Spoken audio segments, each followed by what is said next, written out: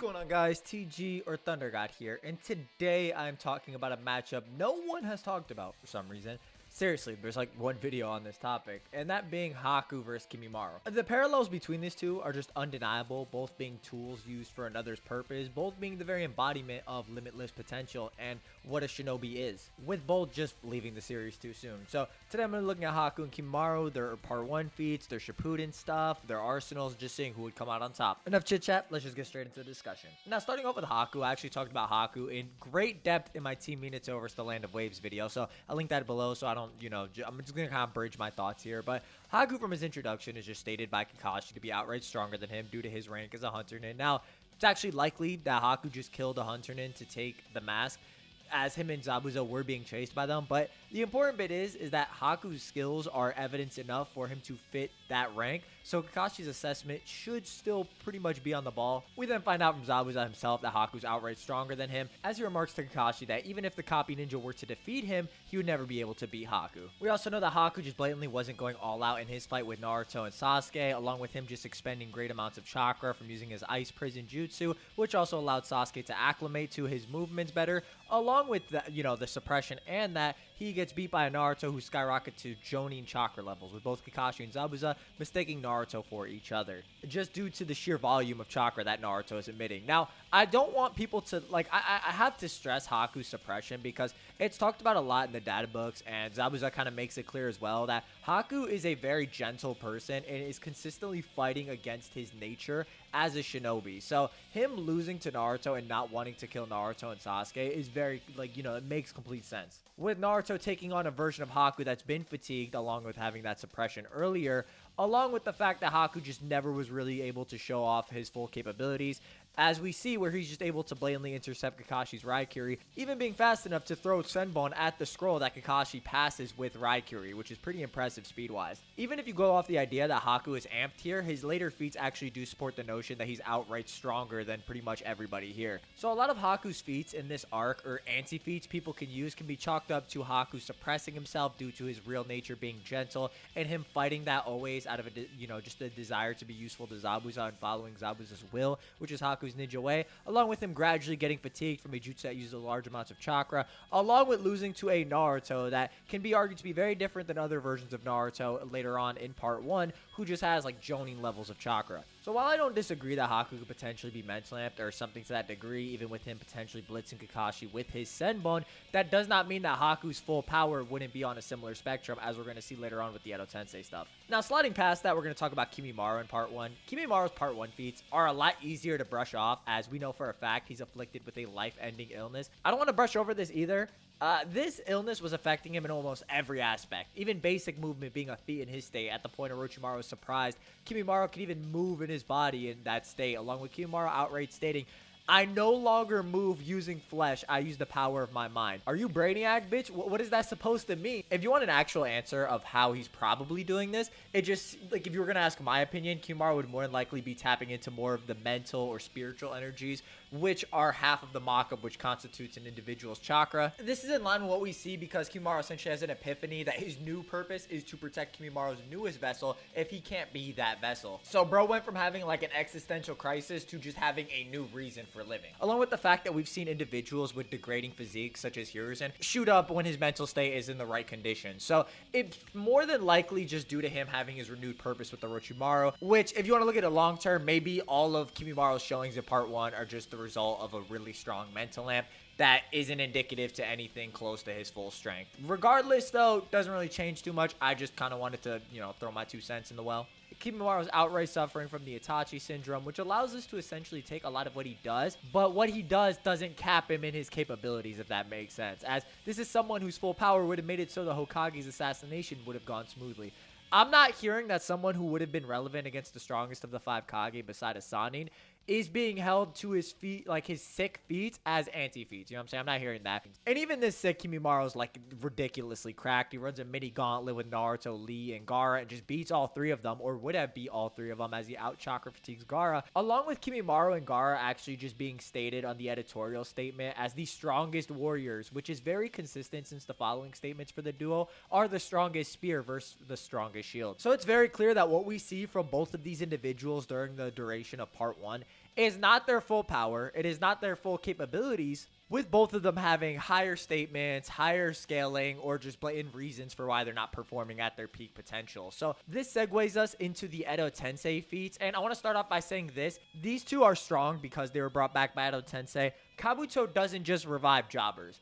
Except that one magnet-style user that Naruto one-shot. Maybe he does. When we look at Haku's War Arc feats, it does paint a better picture that he is just outright stronger than any of his showings really display, or that he's just not going all out, as we see he reacts to and blocks attacks from War Arc Guy and Lee, one encounter with Guy and two with Lee, along with being very threatening to people like Sai and Omoi, who had previously fought Akatsuki members, along with outreacting the likes of Gari, who was somebody that also needed to be stonewalled by a pretty monstrous character in the form of Guy. So Haku just scaling to a base War Arc Guy and Lee, who are just growing stronger throughout the duration of Shippuden, very consistent with his higher end showings, with the obvious him just intercepting Kakashi's Raikiri in the war. And although Kakashi during this part in the war didn't have control over his body for a period of time, Haku's interception of Kakashi does come about while Kakashi does have control of his body. Like, control is given before Haku actually appears. So on a higher end for speed, Haku would just scale to this War Arc Kakashi, at least beginning of War Arc, but I do want to note that this is Haku appearing from his Ice Mirror, which is Haku at a faster speed than him just like running around the battlefield. Or maybe if you want to argue he uses body flicker, that could be a different story. But this is really the highest interpretation of Haku's strength. Kimimaro, on the other hand, does have some impressive showings as an Edo Tensei. He takes on the company of Samurai and Mifune in a very 5 Kage Summit Sasuke-like fashion. And what's actually interesting is that Kimimaro's bones that protrude from his palms are able to clash with the samurai swords, and even though they indent a little, like the samurai note, it's so hard, and they're not able to just like cut right through it. And this is important because Kimimaro is actually capable of making more dense bones using his shoulder blade, as he does in his fight with Naruto. So he's able to clash with samurai blades that are akin to Sasuke running rights on through his Chidori, which maybe you can imply something, but yeah, Kimimaro is able to create something strong in that. He's also shown being on par with Granny Chiyo. He's actually shown a little better than Granny Chiyo at the beginning of their fight, as he reacts a bit better to Ibuse's summoning, as Granny Chiyo lets out an actual wah, kind of shook from the summoning and all, but you could argue this is a distance thing, as Kimimaro was farther away from Ibuse's initial summoning. On top of this, Kimimaro is one of the few Edo Tensei to actually remain alive even after Naruto clones show up to the battlefield. Like, they remain unsealed.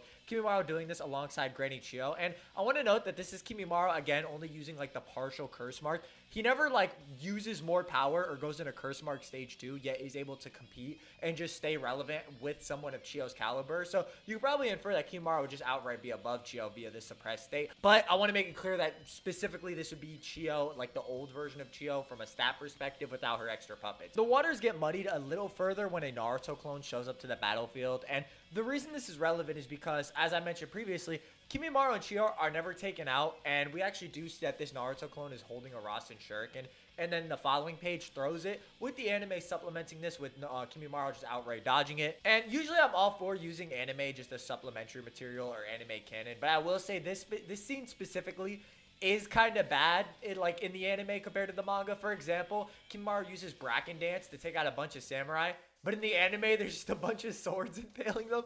You know what I mean? So, like, I just thought that was funny when I was coming across that. Which leads to this weird situation where did Kimimaro and Chiyo just beat the QB Naruto clone?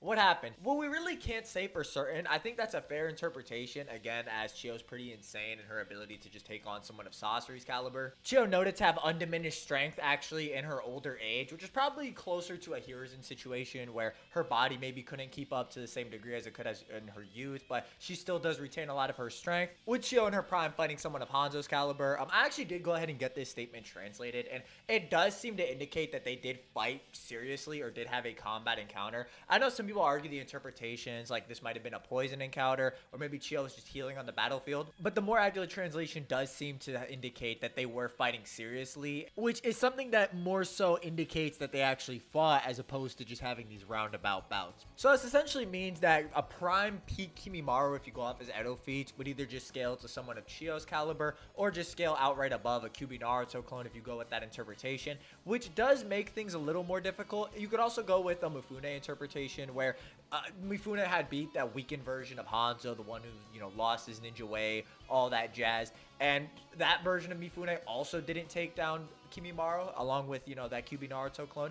I will say though, it is also possible that mid-confrontation, the QB Naruto clone did pop, as Naruto actually hits a critical state of exhaustion against Obito, and even Gyuki's kind of like, because Naruto had been splitting up his chakra and the Nine Tails can take a proportionate amount to the clones he splits up, he's like, why is Naruto not dead? He should have been dead. So you could maybe argue a fight also did take place and the Naruto clone popped halfway through. So there's a lot of wiggle room with this Kimimaro stuff, which kind of turns into how do we interpret the Kakashi stuff that Haku scales to, along with the base Lee and base guy stuff, those higher ends, to the, you know, Chio, Kyuubi Naruto, Mifune stuff. Where do they stack up in comparison to one another?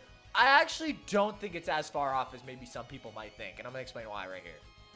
Early War Arc Kakashi only really scales or fights along a more fatigued version of QB Naruto. And not too many people grasp the idea that we don't really see a full power QB Naruto in the war, because he splits up his chakra, or the chakra he stole from the Nine Tails, into these shadow clones that all just turn into Kage level fighters, which is crack in of itself. Makes it really difficult to just say where Naruto is strength wise. Now, from what we see, Naruto just kind of gets comboed around by 5 of the version 2 Bijou. Naruto and B are essentially in a 6v2 scenario, and Naruto's really just like, he's getting comboed up. Like, there is literally a sequence where he gets hit by 3 of the version 2 Bijou back to back to back until he gets stuck in B's palm, and then that's when Kakashi and Guy intercept and join the battlefield. I also don't think their performance against the version 2 Jinchuriki are really that crazy, because they're really running ones at that point.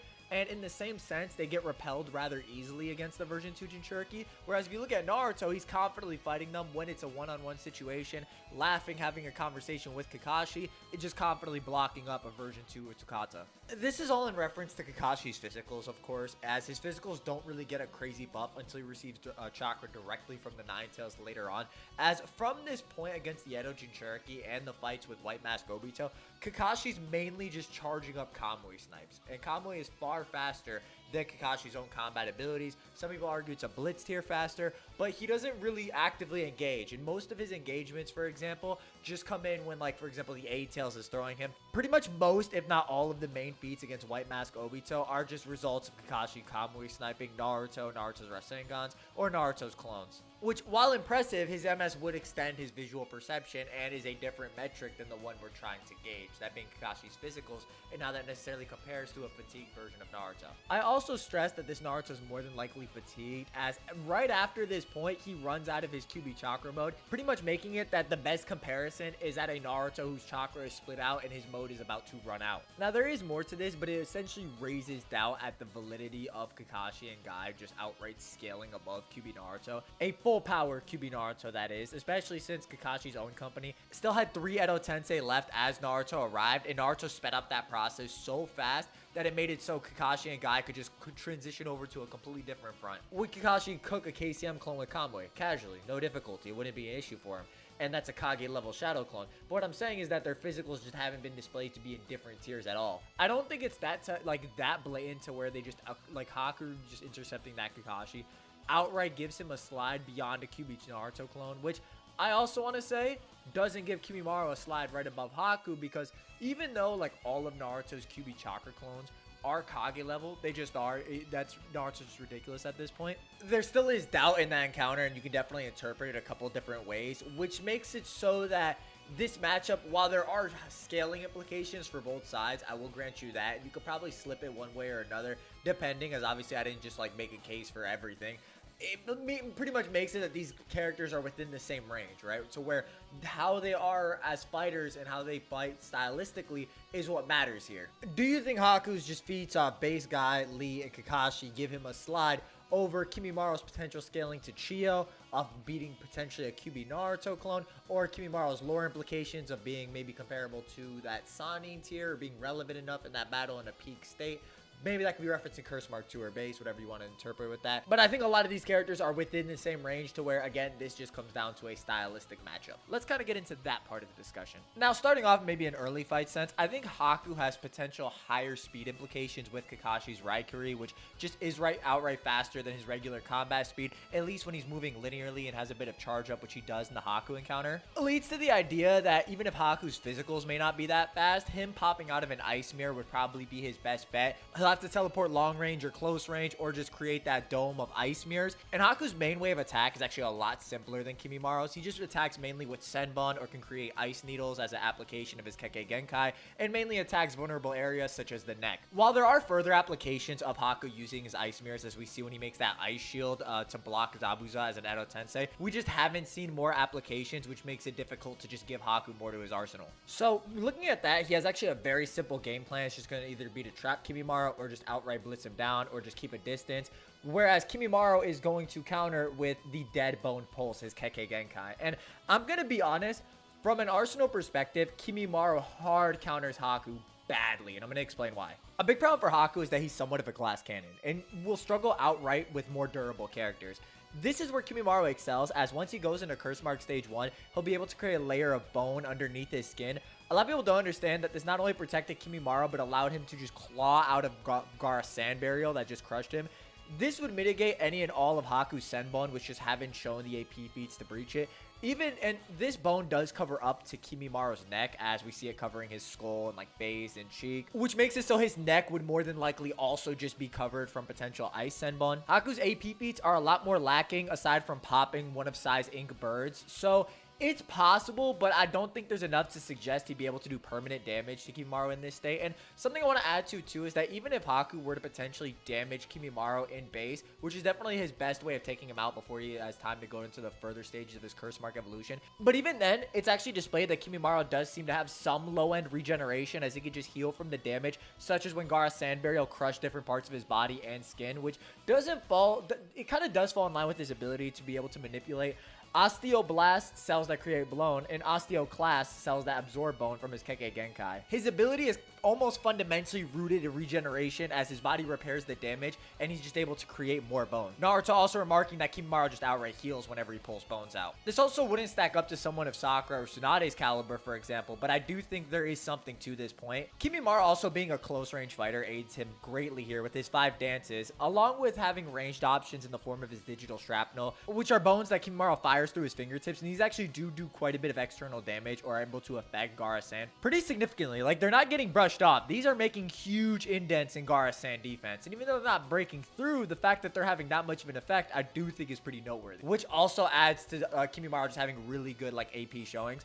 Again, that doesn't mean that like Haku's mirrors are as durable as Gaara's Sand, especially since Haku can just like, you know, reinforce his mirrors by pouring more chakra into them. But what it does mean is that Kimimaro generally has higher implications of what he could do. And I also think this is a result of his Kekkei Genkai, the Dead Bone Pulse. Now, this just being remarked as the strongest Kekkei Genkai, which I know a lot of people might attribute to the Sharingan, but realistically, like most of the users or Uchiha we see in the series are insane outliers. Regarded as the strongest Kekkei Genkai, it implements a perfect attack and flawless defense that is like the power of a god or demon. Kimimaro's Kekkei Genkai really offers him limitless options. For example, right, let's say he's like Curse Mark Stage 2 and Haku traps him in the ice mirrors or something to that degree. Kimimaro can just use Bracken Dance, which is noted to create thousands or tens of thousands of bones that protrude through the ground, and Kimimaro can just travel through them, so he could just escape the ice mirror pretty easily. And the ice mirrors are noted, especially the prison, to just sap a ton of chakra from Haku. You then have Kimimaro making that bone drill. You know, he knows his bones have calcified the farthest that they can go. And then you have things like him teleporting or just traveling through the bones in Bracken Dance and appearing through just like he was about to kill Gaara with that same bone. That was only really countered by Gaara's Shikaku defense, mixed in with the earth for a stronger defense. So Kimimaro generally just has an insane arsenal advantage. He generally becomes too durable. I mean, this is the same dude that was just walking out of sand burials. Like, not any sand burial Gaara did ever just took out Kimimaro. He was just walking through sand defenses. So you have to ask yourself, where are Haku's ice Senbon scaling to just put this guy down in this, you know, weakened state? So Kimimaro has ways to escape the prison. He has ways to become too durable for Haku to really pierce him. He can also probably just run through one of the ice mirrors, if I'm being entirely honest with you, just due to how insane he is in Curse Mark Stage 2. Whereas Haku's best bet is to really play keep away and either take Kimimaro out at the beginning of the fight or at the very end, because Curse Mark users like Sasuke, who Kimimaro is compared to, can only really maintain the Curse Mark Stage 2 for short periods of time. Same thing with the Curse Mark. So if you kind of look at it like that, it's also possible for Haku to come away with a win, but more often than not, like, Kimimaro's arsenal just completely outclasses Haku in every capacity, becomes too durable, has higher AP implications, has pretty much an answer for everything Haku does, except with Haku just being long range with his ice mirrors. I don't think any of Kimimaro's dances would also just tag Haku. I think this battle more so comes to an end with Kimimaro just either escaping the ice prison and fatiguing Haku, or just breaking them all together, whereas Haku's win condition just keep away because he's not really going to be able to put down Kimimaro. So I think Kimimaro more often than not comes out on top until you take Haku's higher, skill interpretations. If you do, let me know what you guys think down below, who you think wins and why. Let me know if you enjoyed the video. I want to hear your guys' thoughts, and I'll catch you next time. Bye-bye.